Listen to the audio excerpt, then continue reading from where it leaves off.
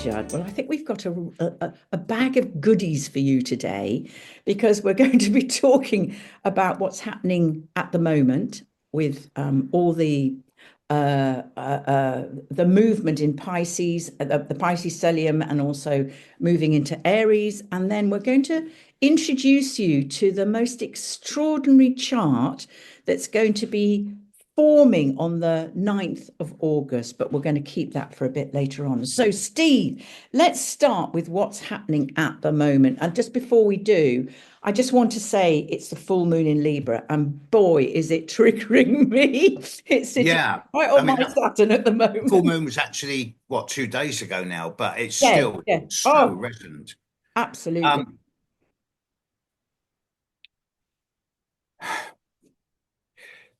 when we talk about now, we're still in the grip of all that stuff at the end of Pisces.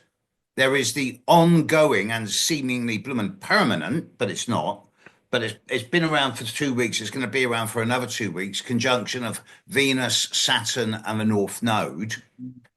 And there's also the ongoing conjunction of Mercury and Neptune, and Mercury's about to change sign today, tomorrow, and move into Aries, so it'll be exactly conjunct Neptune.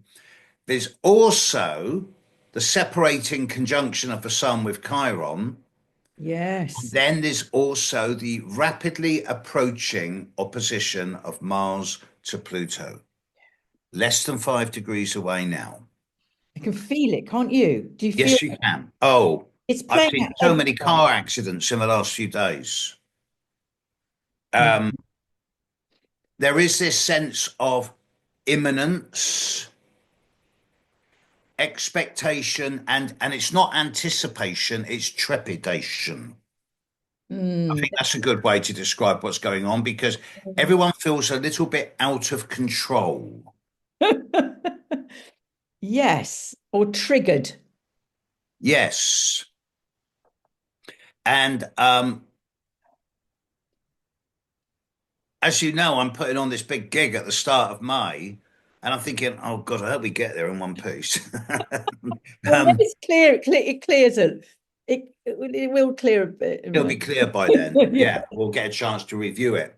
yeah, But when we talk about what's happening now with all these conjunctions and the end of all this stuff in late Pisces and early Aries, the end point of this will be the new moon in 11, 12 days' time, because that new moon will be square Mars and Pluto. that's right. It's building up, And isn't it? it's building. Yeah. And that, I think, is going to be the um, temporary finale to the dramas of the last couple of months.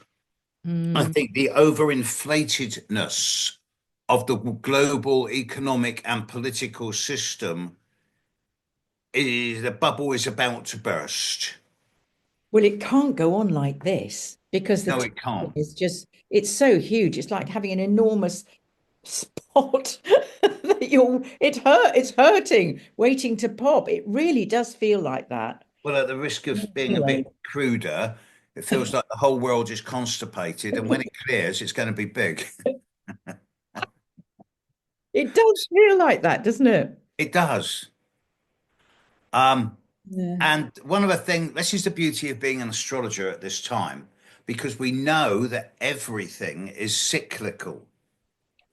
To those that don't know astrology or refuse to acknowledge it, they'll be looking at what's going on in the world and going, there's no end in sight. Yeah. Yeah. Whereas astrologers going, no, this too will pass. Yeah. And it will pass, but we'll have to take the understanding and the knowledge with us because it's an evolutionary process that we're going through. I consider where we've been in this last month or two, and now in the next couple of weeks, basically the opening salvo of a year and a half long process, which is the biggest time of concentrated change in human history. No understatements, you understand. Of course. But it does seem that the intensity of where we are now, it's like we're being crowbarred a square peg into a round hole or being rammed into the fine end of the pencil sharpener. Yeah. And there will be a release. But the thing is, the more the pressure builds up to that release, the more dramatic the release is likely to be. Whether it's through some type of massive economic collapse or some type of military action or some type of figurehead no longer in power. It could be. We all know what's happening with some people, political leaders in America, don't we? In their charts, it's been very triggered in some of theirs.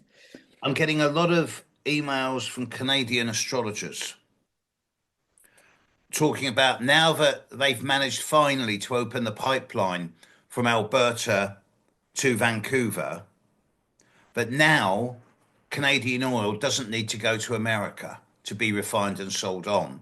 It can be exported to China. China's opened up a big office in Vancouver. And the fact that Canada has incredibly large reserves of oil, gas, gold, rare minerals, there's a land grab going on. And it won't stop at Canada because of the Arctic and Greenland. But Absolutely. realistically, this will this is such a big thing that it will upset the whole global balance, and there will be very strong reactions against this. So this isn't going to happen the way that the current dominator culture thinks it will happen. Well, It, I'm really interested in Saturn coming together with the North Node. hmm, You know, for me, I mean, for me, Saturn is wisdom and it's also karma, and the North Node is very much for me to do about destiny. And I just feel like there is destiny at play here. And I'm yeah, going to be really interested to see how it plays out. But there's some massive, major shift. I don't know if the word even is right about shift, but something is playing out globally and also individually. It's really affecting people on an individual basis. Certainly, the clients that I'm mm, mm. reading charts for, Well, there's a lot of confusion going on, or I don't know what I'm meant to be doing, or am I doing the right thing? It's about staying put and allowing it to unfold the way it exactly, needs to exactly. unfold.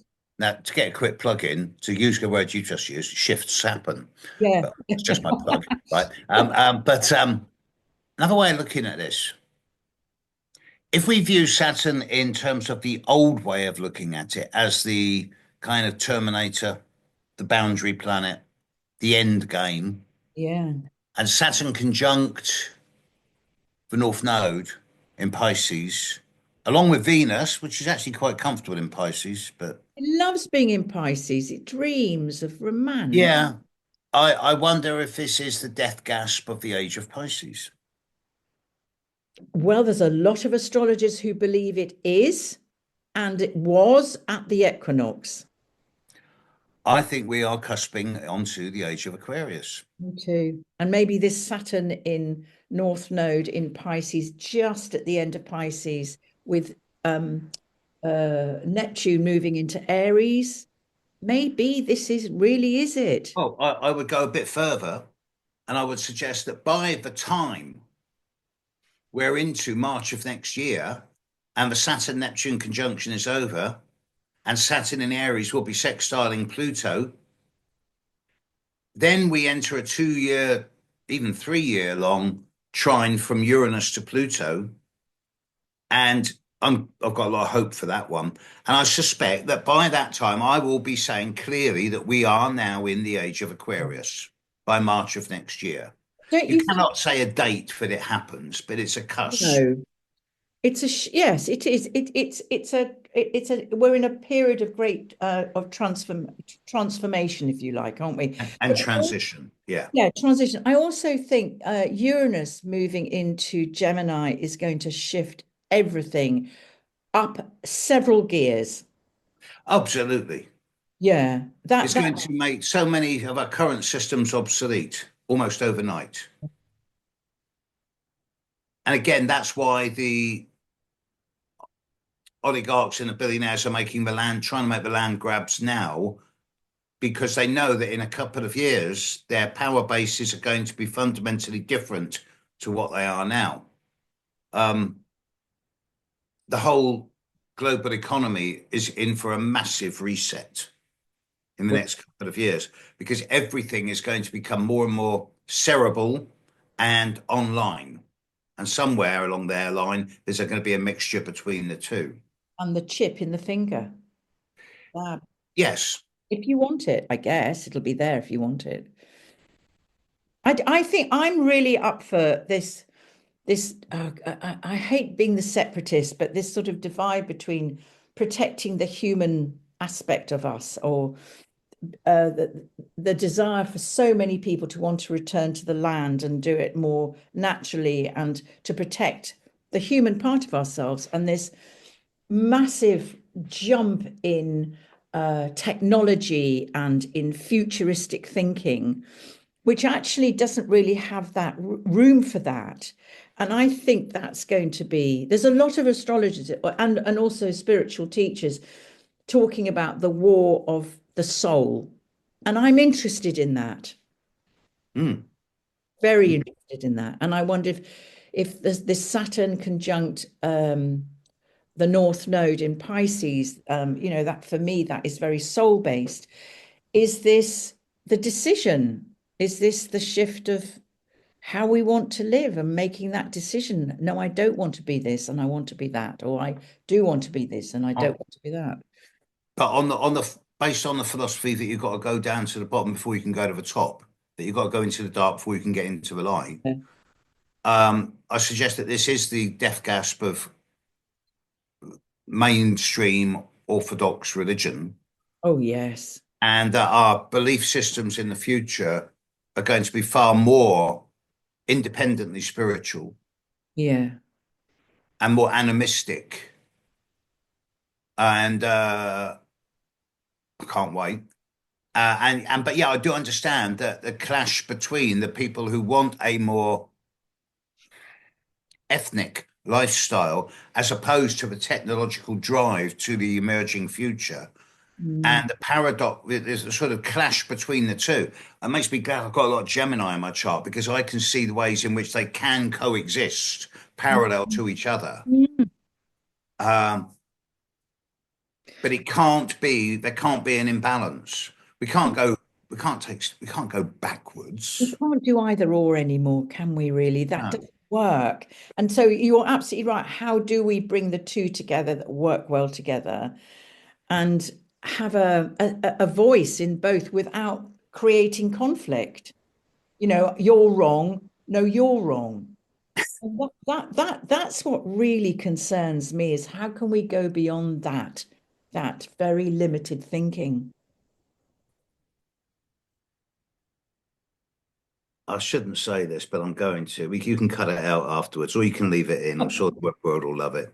Um, I couldn't help but howl with laughter the other day when I saw a well-known politician saying that his predecessor had just put $8 million into a study about transgender mice, when actually he should have said transgenic mice, looking at the gene pool and seeing how he can use mice to feed gene technology. But he made a mistake. He said transgender mice.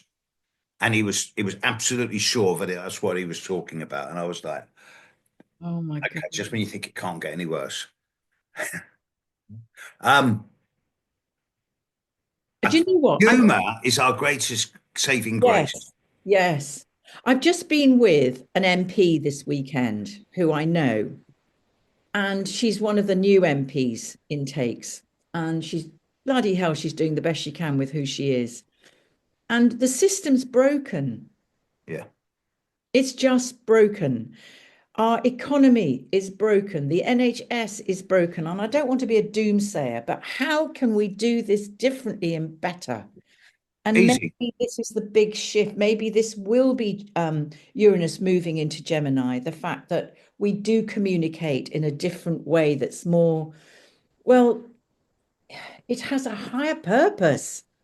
I could find a way to do it. I can give you a simple way that would solve 80% of all the problems within the space of 3 months in a way that won't hurt anyone except the old guard who want to keep the system the way it's always been because it keeps them in power.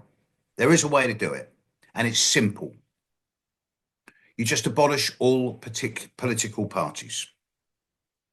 You still vote for our elected representatives to go to Parliament or Congress or the Senate, but not from a party biased position. Mm, Every big decision that needs to be made, they come back to their electoral base and say to their base, which way shall I vote? yeah. That way, you get rid of political bias, you get rid of the animosity, you get rid of left and right, and you just get common sense politics. But of course, that will never happen because there's too many vested interests in divide and conquer. Yeah, that's the thing. I've just read this wonderful novel. I haven't read it before. It's by Neville Shute, who's one of the great authors of our time. And it's called In the Wet. And the story is it's a beautiful story about the political system in England and in Australia. And if anybody's interested in how to do things differently, just read it. It was written in 1954, and he envisioned this time. It's just a beautiful read. And he was a seer. Neville Shute was a seer. He was. He did that fantastic book on post-nuclear apocalypse, didn't he? Yes, he did. Yes, he did. Can't remember the title, but yeah. Yes, he did. Yeah, I saw the movie. It was very, very poignant. Yeah, yeah. So, the people have been envisioning this, but we're not. This is my hope for this Saturn conjunct the North Node, that maybe with the wisdom, the collective wisdom, that Saturn for me, conjunct the North Node, maybe we can make some kind of collective leap of just becoming wiser around how our world is run, and to come together in groups, and actually to be I don't like to use the word governing, but to be self moderating or live in smaller communities. Central government does not work. But then the underlying problem is there's too many people. Well, that that speaks the I truth. mean, we could just sort of um, whoops, we could just euthanize all the Cancerians and the Sagittarians. That would probably sort it out. I'm a Cancer with Sagittarius moon for any of you jump on me. I'm a Right? Sagittarius rising, so Right. that's me out too. Yeah. Mm. But no, seriously. Are you familiar with Serena Roney Dougal? Yes, absolutely. First person in the world to get a PhD in parapsychology. And she turned her thesis into an absolutely seminal book, one of the most important books ever written, called Where Science and Magic Meet. And she postulated that whether you're looking at in any biological system, whether it is viral, bacterial, atomic, planetary, once the body of beings reach a certain number, they mutate. And that number is always 10 to the power of 10. When a cell, when there's 10 billion cells, they start mutating and become multicellular organisms. Less skin, less requirement for food, more intelligence. Now, I'm not suggesting this is going to happen to humanity, but we're already at 10 to the power of 9.8. And 10 billion will be reached very shortly. And I suggest that we're on the point of some type of evolutionary leap in consciousness more than anything else, which is going to create a wave of not just empathy and compassion, but common sense and spirituality, which is going to render the dinosaurs and basically the whole financial and economic system obsolete and redundant. And this is inevitable Mm, unless there's a massive war that's the other option. where billions die. Yeah, that is the other option. And I know which one Yes. I prefer. I think Well, it's really interesting that, and I don't, I think this is true, that the Native American Indians recognized there was an optimum number of people that could live together in productive harmony, and deal with conflict. And that was around about 100 to 150 people. And then they would, then when it became over that, they would set up another community, and that would then, and that's how they did it. Again, I can't remember where I read this, but I'm pretty sure that that was their ethos, and that's why before the Mm. white men that came, Now, the white supremacists came, that they were able to survive and work together. They all knew each other, but they didn't intermarry apparently. at this time, with this new moon coming up, square Mars Pluto opposition for the final Mars Pluto opposition Yeah, of the three, yeah, we live in crazy times. Trepidation, yes. I'd be so pleased when we get through to about April the 29th, April the 30th, yeah. Me too. because then I'll know that, with the exception of three trigger points from the start of May onwards, these being the 21st of September with the eclipse at 29 Virgo opposite Saturn Neptune, Yeah, the conjunction of Mercury and Jupiter on the 9th of June at 0 Cancer square Saturn Neptune, and the 17th of August. on the 17th. Then, with the exception of these dates, I believe that by the time we're into early May, 70%, even 75% of the traumas of 2025 are over. Yeah, do you know what, Steve? I said to myself before Christmas, if we can get through to the end of April without lobbing a bomb at each other, we may make it. Yes, there's still the triggers later this year, and then there's the big stuff, the really big stuff in Yes. the early part of next year. But this is a reset Mm, for the next. This I was talking to an astrological group in America a couple of days ago, and I was saying, with the advent of astrological software, we can now look back and look forward 5,000, 10,000 years in a minute or two.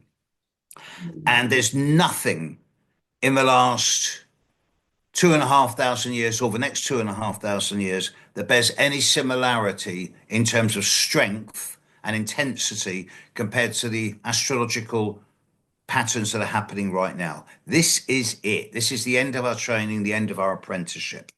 Well, that this is what the Hopi prophecies foretold, isn't it? What Edgar Casey foretold. It has been part of the prophecies forever. We are in these times. Steve, should we share this chart, this August chart? Yes, let's. I'll put it up soon. Yeah, sure.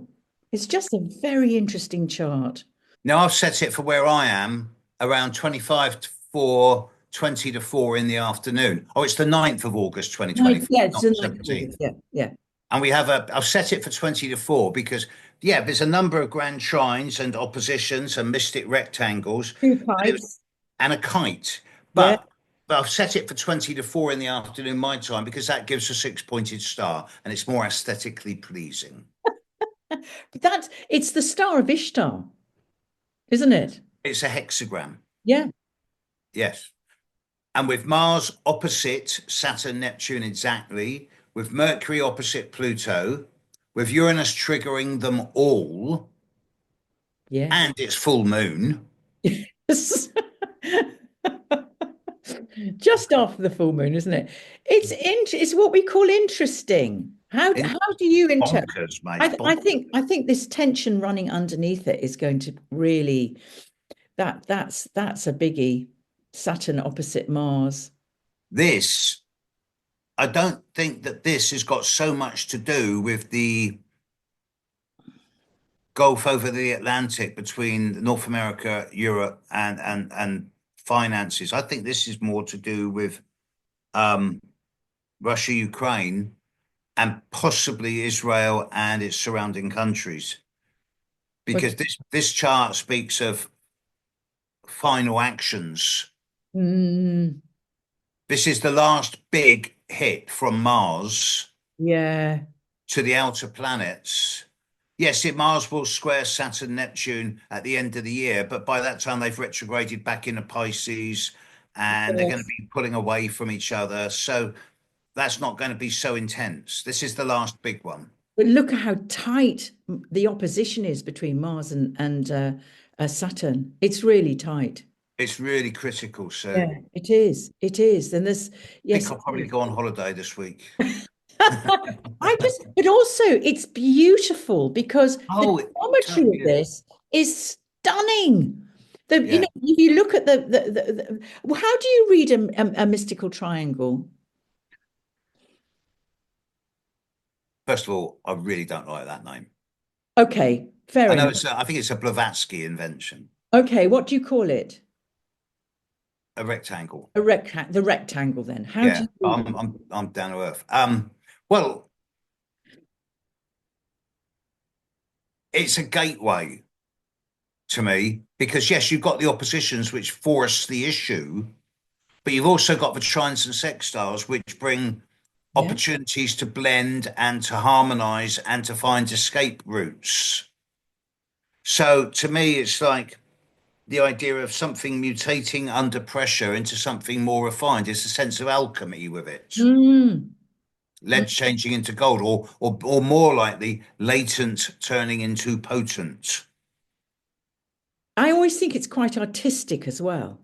It is, and especially when you get a six-pointed star. I mean, come on. Yes. I mean, that's it. How often do you see that? I mean, isn't that just so beautiful just to look at? I mean, I'm just praying that beauty comes out of all this chaos on this is a holds the beauty of humanity for a time where I mean there is obviously there is this square between Jupiter and Jupiter. Who is it? Is Jupiter? Is there a square? Jupiter, Venus square Yeah, Ceres, yeah, but yeah, yeah, that's yeah. mine. Yes, that's going on. Yeah, Um, but that's and maybe we need that square. I mean, Ceres is God. I don't know. I mean, you can just look at it, and because Jupiter is also in Cancer, so and so is Venus in Cancer. So maybe the home, the roots, the this whole concept of ancestry or is going to be coming up to be really considered. What does it mean to belong? I've been talking with some high-power astrologers in America in the last few days, and one of the words that's cropped up a lot has been the singularity. Mm, And the singularity is getting very close now. It's going to be with us within less than a year and a half. And by singularity, I mean the time where artificial intelligence becomes smarter than humanity. yeah. Now, everyone else, when they hear that phrase, shudders and thinks of Skynet and Terminator and computers going, we don't need humans anymore. Let's just run the place ourselves. Rubbish. The way that AI has already been set up in a way that's designed to help humanity get smarter has provided the basis of AI in a way that can't be tweaked. Mm, And it is now impossible for any malign group to start reprogramming AI towards their own personal goals. And AI is at the core is dedicated towards improving, helping humanity improve itself. So I'm quite happy about the acceleration of artificial intelligence because it's forcing us to accelerate in our evolution as well. And I can see a real blend out of this. And I think part of what we're seeing now is the precursor to this. I can see some type of interface between soft technology and the human genome as being in place within a couple of years, more than where it currently is, because you've already got people with chips in their brain to enable paraplegics to yeah. walk But you or know, epileptics to not have so many fits. And this is just a start. and that's really miraculous. But what I do like about this chart is the fact it's got a Sagittarius rising. I know because it's set at a particular time, but Sagittarius rising for me is maybe that we will really start to really consider what faith and belief mean to us. And I believe that when you do not have faith, that you live in a wobbly world because we need the faith in the great mystery. We need faith in something greater than us happening. We need faith in I totally agree with you. Faith is an upgrade on truth absolutely. because truth has been so polluted. Yes. There is no truth anymore. Yes. All we have is faith. And it's not faith in anyone or anything, or even faith in the future. It's just It's faith in ourselves and trusting our own yeah. instinct. And for me, it's something greater, actually. For me, that's where I put my faith that there is I'm not saying there's a plan or a divine plan, but there's something, with all there is something greater than me at play here. And I'm hoping, that's my prayer, that we, whatever happens to us, we are reintroduced to this the concept of awe, that we are not everything and ought to all things. There is something else going on beyond us that is great mystery. And I love that. And that's what gives me faith.